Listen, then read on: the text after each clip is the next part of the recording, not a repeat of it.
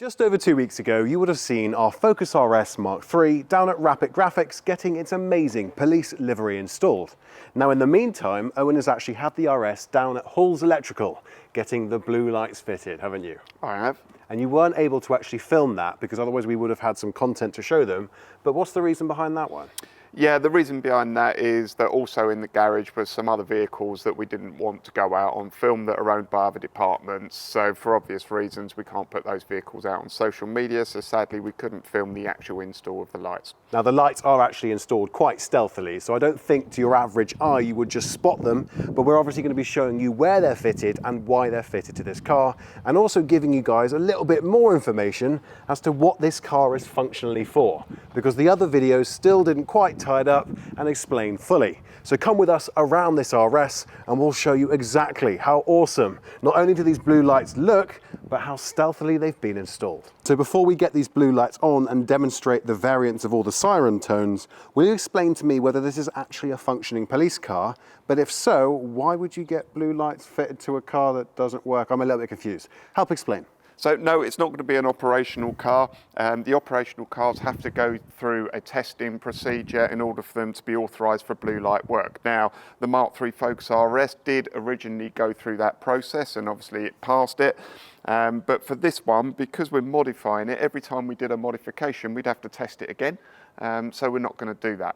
That being said, if it's life or death and we are out in this car, then it's a decision for us. We're not just going to let somebody die because it's a Focus RS in a fancy livery.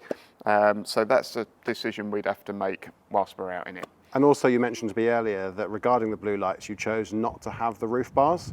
Is there any particular reason behind that? Yeah, so we've put what we call kind of a covert fit on this car, but the lights aren't necessarily in the same place they would be on an operational car because they don't need to be. You know, this car is for shows and things like that because the kiddies want to see the blue lights on a police car. And it offers us a bit of protection as well if we're out dealing with things on the street that we have to stop and deal with. But no, you're right, we haven't put a roof bar on it because quite frankly we don't need to, and we've put this lovely carbon effect wrap on the roof race car, yeah, and we don't want to ruin that by scratching it with the attachments for the roof bar or drilling through the roof to put the wires through to the roof bar, because ultimately at the end of the project we're going to sell the car and no one's going to buy it with holes drilled in the roof. No, that makes complete sense, despite the fact that the holes would have made it more lightweight, hence more race car, made it faster, and maybe would have allowed it to compete with my Focus. No. Now regarding the RS not being a functional police car, as you will see, we have got the Volvo right here, which is a real police car, and it stands out by the reflective livery and also the lights that are slightly different to that you're going to see on the RS in a minute. Owen, so now you've actually got these blue lights on, will you run around the car really quick and show us where they are?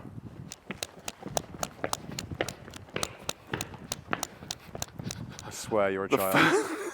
You're a child. So, okay, there are 4 there at the bottom of the windscreen. I'm not cutting this out, that's your fault. You've obviously got the 4 in the bottom of the windscreen there.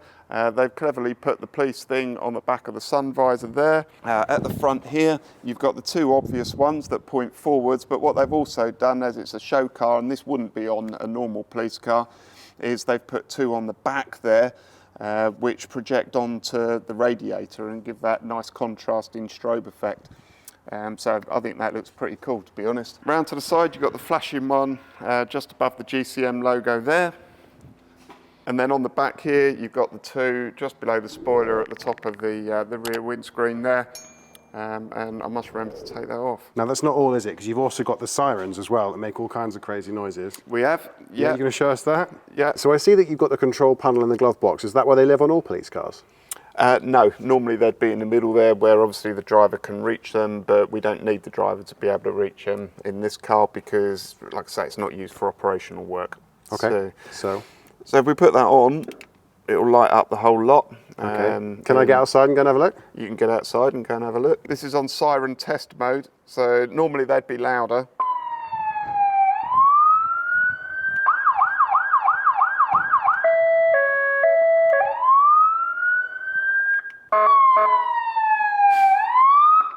That's really loud. Yeah, so there is a purpose behind the toning on sirens, and we will use different ones on different parts of the blue light run, and it kind of Some of them are for longer distance work and some of them are for much shorter when there's more traffic around us, and it makes people more aware of our presence. But we can explain all that to you when we go and do a blue light run one day. Right, so now we've actually shown them the blue lights and the different sirens. We have got brakes, tyres and coming soon? Brakes, tyres and wheels. So hopefully you've seen the effect that the blue lights on the front of the car have on members of the public as we're trying to move through on the blue light run, and you can see how people do funny things when they panic and they try and move out the way. Now what we don't want you to do is bump up on curbs and things like that to get out of the way, which will trash your alloys, but what we do need you to do is just have a think about how you can safely let us pass through.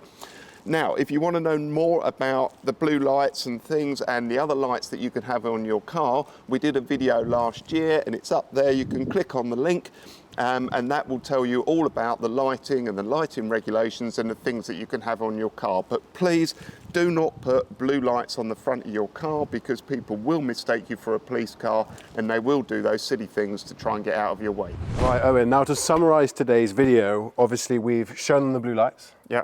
We have also demonstrated the different siren tones. Yeah.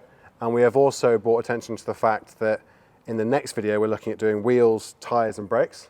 Yeah. Yeah, and we're also going to be installing a next-based dash cam into the front, the back and internally as well into the RS. Yeah. So I'm really excited to do that. Oh, and the Maxton stuff turned up today. And the Maxton design stuff, yeah. So we've got lots to do, and obviously there's way more than we've just mentioned coming for this RS.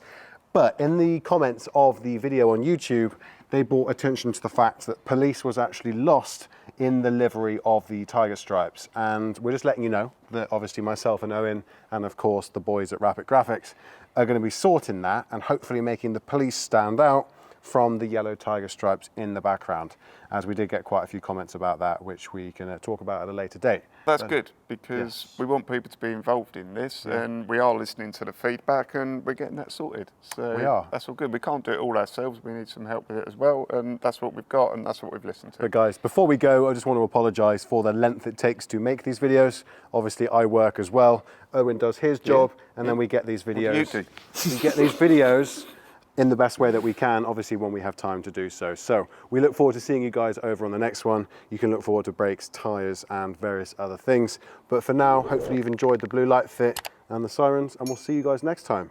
Should we do one of those like really cheesy outros where you like clap and then the outro pops in? Can do. Want to do that? 3, 2, 1. So Owen, we get loads of questions all the time on what it's like actually being in a police car, and when you turn on your blue lights, do people actually listen?